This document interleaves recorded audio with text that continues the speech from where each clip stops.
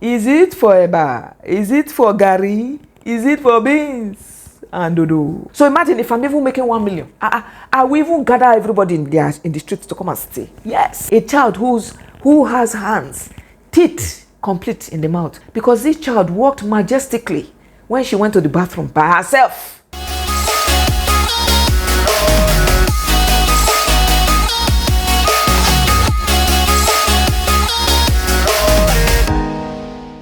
Hi guys, welcome back to my channel. I hope you guys are doing good and keeping safe. So my name is Effie and I basically do content that has to do with lifestyle, travel, motherhood, and everything else in between. So today's topic is extremely relevant because, as the topic suggests, we are in the school holidays and we definitely need things that will help us to help our children. Things that would help us to guide our kids to reducing or reduction of their screen time. Now, when I did a bit of research about screen time, the negative effects is much more than the positive one. So the thing is, we have to be quite deliberate as parents to make sure that our kids are consuming not just content that can build and edify them, but also to ensure that they are not slowly becoming addicted to the screens. Now, I totally get it where most of the times we actually need these technological devices to calm them down so we can get other things done. Now, nobody went to Parental Institute of Training, so you can't really say that any of us were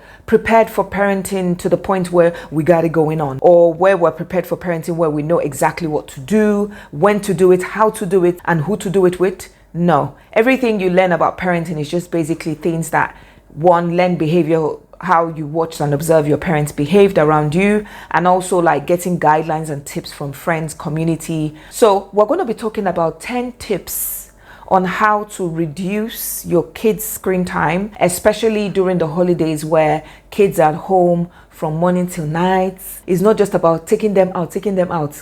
When they're at home, how exactly are they spending the time at home, and what exactly are they doing to help to build them up to become strong adults tomorrow? So tip number 1 is something that you people might not like. So please, I hope you will not come and slap me in the comment section. Hey! Oh, it's actually kind of cool looking.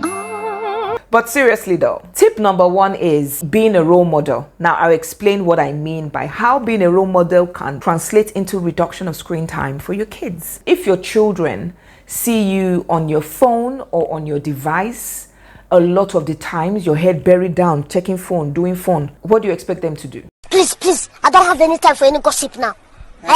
Of course, they would emulate their parents because we are the first teachers that they see. We are the first point of contact of learning that they encounter. You know, a wise lady once told me that they may not necessarily do what you say they should do, but they will act and do what they see you as the parents do.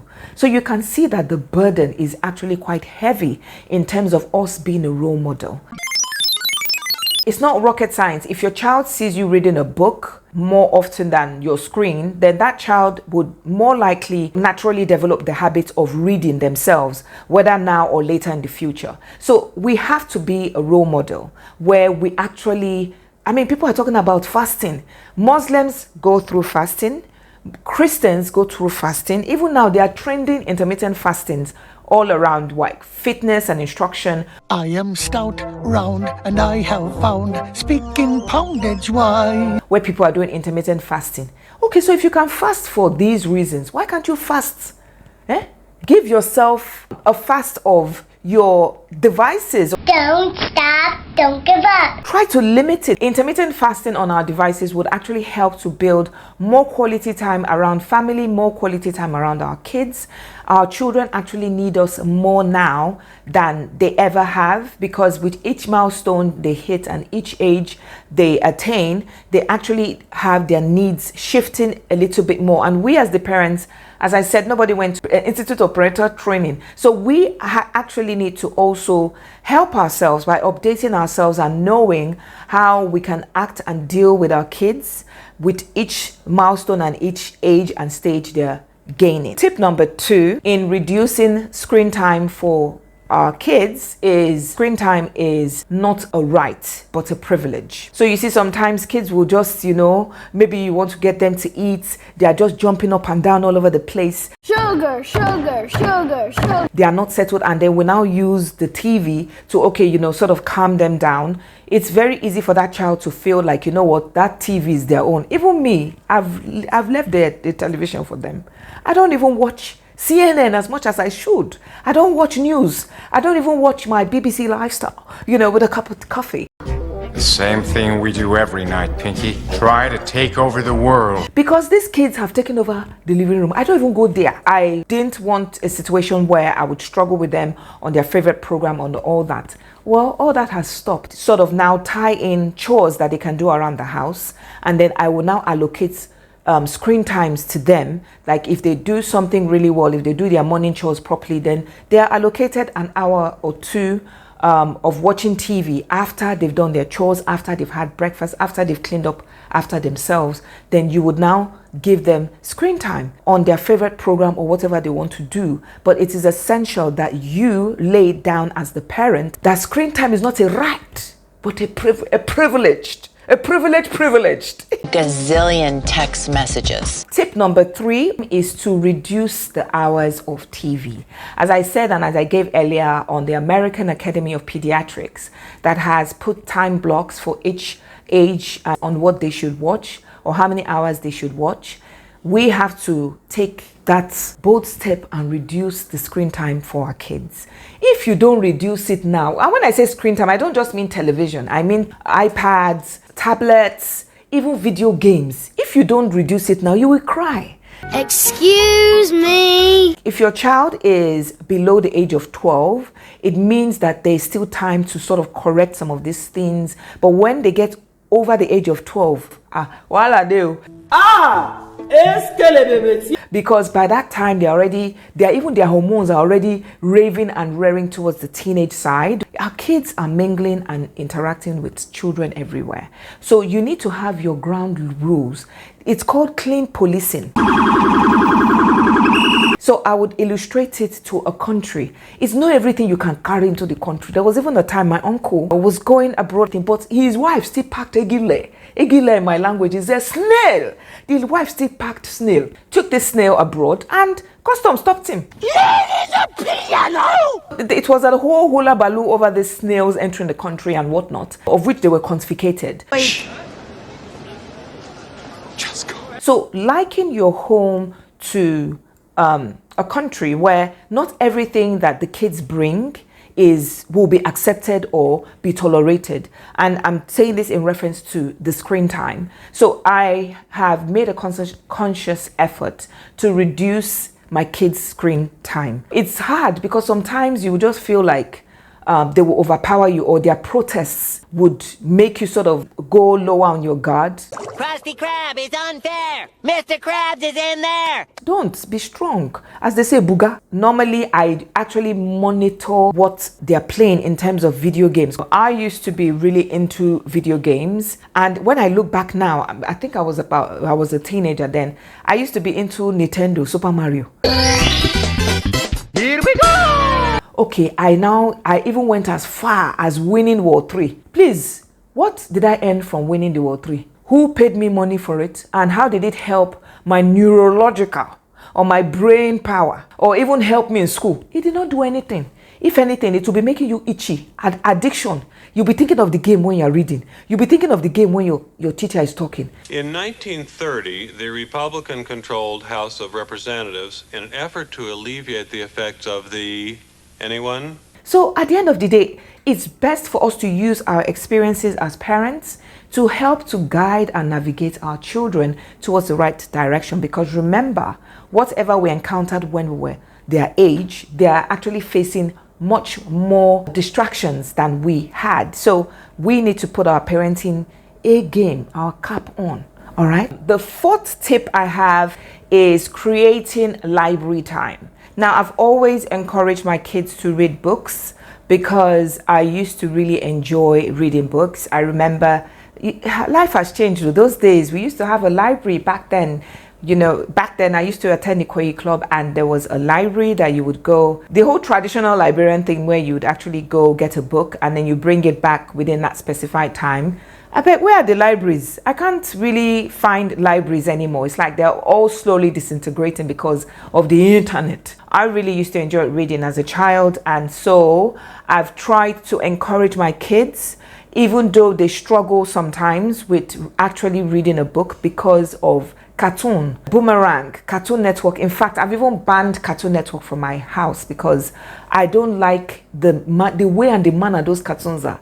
Guys, we're losing focus. Huddle up. When you even look at some of these cartoons that our kids are watching and consuming, you just wonder, like, is this really made for kids, or is it something that has been engineered to just spoil children? So I've always encouraged reading with them and for them to actually read books on their own. Do you want to see me try to turn a page? And so during the holidays, I increase their library times. We actually have library times every couple of days where they would shut everything down and just get themselves lost in the pages of a book, and then to ensure that they are reading what they're saying they're reading, because some children are very wise. We do a book review after they've read one to two chapters where we talk about the book, and I find out what exactly the story is and what they learned from the story and how much they enjoyed it. Now, tip number 5 is having real conversations with them. Now, some of you might have babies or kids that are really, really young, and they might not really want to sit down or have a real conversation.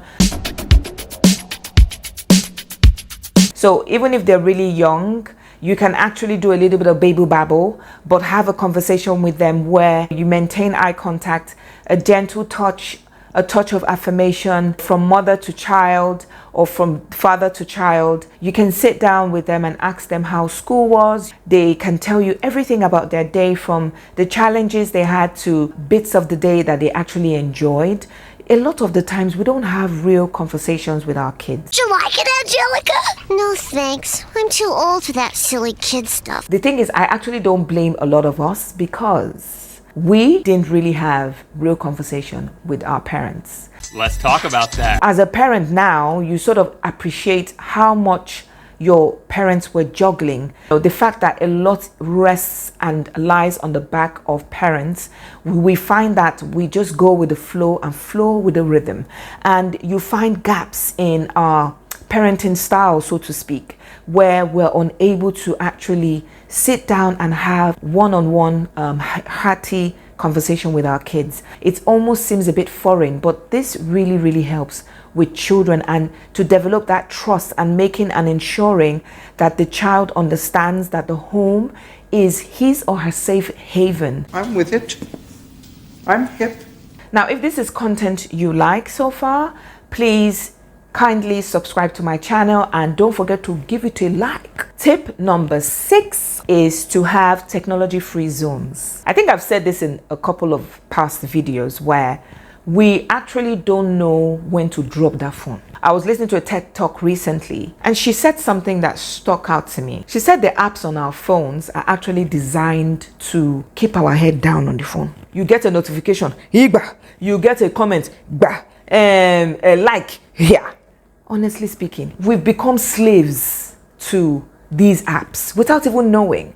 Now, she said a lot of this app engineers, a lot of these scientists actually go very deep into research on the brain and neurological sensors, and they know exactly what and how to design the apps to make sure that our attention is on that app. Hey, how you doing, little mama? Let me whisper in your ear. Like Instagram, for instance, or even YouTube. These apps are designed to keep people there. The longer that people are on the apps, the more money they get. That the internet is a lie. That's not how my life really is. I heard it's a $31 billion revenue. So imagine if I'm even making 1 million. I will even gather everybody in the streets to come and stay. Yes. So if you have that at the back of your mind, where you know that these apps are a little bit addictive, and she likened it to a ping pong ball machine, which is like a gambling machine, where the endorphins you release when you win, call it like a few coins off that ping pong machine, is the same endorphins that are released when we get some sort of interaction or engagement on social media. but moderation is key. So, you know, even though we're adults, we should actually have guidelines. We should actually have that discipline to make sure that we are not projecting something we don't want to see in our children. You know, it's like during meal times together as a family, you shouldn't be on your phone. The kids should not be on their gadgets. I know a lot of the times there was a disgraceful scene I saw once, and I don't mean to judge this parent, but it was actually quite disgraceful. So this child must have been about 8 or 9 years old, and it was in a restaurant, a high profile restaurant. And I was just shocked that this parent could actually do this in public. So now they had put a big, you know, the big tablets for kids, right? And she was watching when her parents were interacting with each other. She was not there, and she was watching this tablet. Now, when the food comes, it was shocking what the mom did next. The mom left the tablet in front of the child to continue watching, and she took the food that was meant for this child and started feeding her. A child who has hands, teeth complete in the mouth. The mother started feeding her. So at first I said, is this child okay? Because you have to have that empathy. Maybe the child has special needs and requires feeding. That empathy was very short-lived, because this child walked majestically when she went to the bathroom by herself. I'm actually trying to win my kids off watching TV just before bed. When kids watch TV too close to their bedtime, it sort of makes them still a little bit hyper. It doesn't put them in that bedtime mode. Every day is a learning, is an opportunity to be better, is an opportunity to learn something that would help enrich you and the lives of your children as well. So tip number 7 is using parental control. Parental control is so important. The internet is, as much as it's become so helpful and it's a medium of dissemination of information, people are making money off the internet, XYZ, it also means that it is like not just the World Wide Web, it's the Wild Wild West. We're gonna get along just fine. A lot of things there that are good for you or your child, and there are also a lot of things that are so bad for your child, where you know what exactly, set an age limit on the apps that they visit. Even on YouTube Kids, set an age limit to make the internet safe, a safe place for them. Because remember, the mind has got a photographic memory. Whatever you see, I mean, there are things I saw and experienced as a child that is still in my memory. And you don't want to put your kids, you know, unknowingly in harm's way, where you are putting them in a situation where they can't actually process, or their minds are not mature enough to process this fast coming information that keeps slapping each and every one of us on the face on the internet. Now, tip number 8, we are winding down. So you cannot remove the screen time and not replace it with something. What can you replace it with? Encourage them to have more outdoor activities. Now, the world has changed. Those days we used to run outside and play. I mean, my kids are still able to run outside and play, but you know, the world has changed, you know, so there's a lot of like, you know, monitoring. You just don't want them to like talk to strangers. You know, kids need to ensure that there is stranger danger even inside their homes. From athletics to playing basketball to playing football with community kids, and just to make sure that they have that outside experience. This helps a lot with them exercising. It can also help to reduce childhood obesity, where kids actually run outside and burn out some much needed calories, some much needed carbs. You know, even if it's engaging in activities, you know, arts and crafts, this is the time for mommies and daddies to go to the arts and craft shop, buy some of these arts and craft materials, get your coloring pencils, get the painting, the watercolors and all that, you know, and let them do some of this, either outdoor activities, or even if it's indoors, they can be creative, do some drawings, do some arts and crafts, you know, something to sort of challenge the creativity that lies within them. Now, tip number 9 is having family time. This can be in form of family worship, even just having family time where you're playing educational games with your children, having that time where you set time aside, drop the phone, drop the chores, drop the cooking, just spending time with them, where you are playing, doing a engaging in a fun activity with them. It doesn't have to be serious every time. You can play games with them. Like, the other day they were saying we should play hide and seek, and it was fun, even though mommy will get tired quicker than the kids.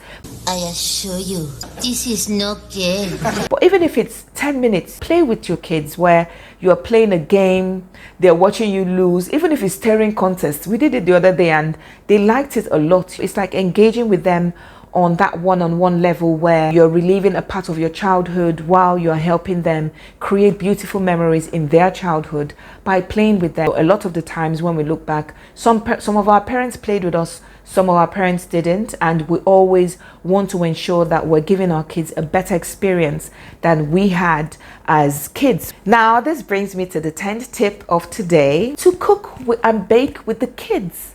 Especially during the school holidays, teach them how to cook, teach them how to bake. I've seen baking workshops where parents would, drop their kids there during a long summer holiday for their kids to learn how to bake. It's also a challenge for you as well. If it's baking, you can learn a couple of recipes and do those recipes with your kids. Watch them make mistakes in the kitchen, watch them learn from you. I'm telling you that memory is going to stand out for them, because there is nothing so beautiful as hearing your kids speak as adults and saying, oh, my mom was my first teacher, or my mom was my first, my mom taught me how to cook, my mom taught me how to bake. So I think cooking and baking with them, obviously with parental supervision, because you don't want kids to just go into the kitchen and want the stove by themselves. That is going to be dangerous. Just cook with them and create a fun activity out of making food. I think that is like practical love for you and the kids. Of course, and if it tastes good, it all the better is the icing on the cake. So I hope you enjoyed this once again, and until I come your way again, it's me, Effie, signing off and out. Take care.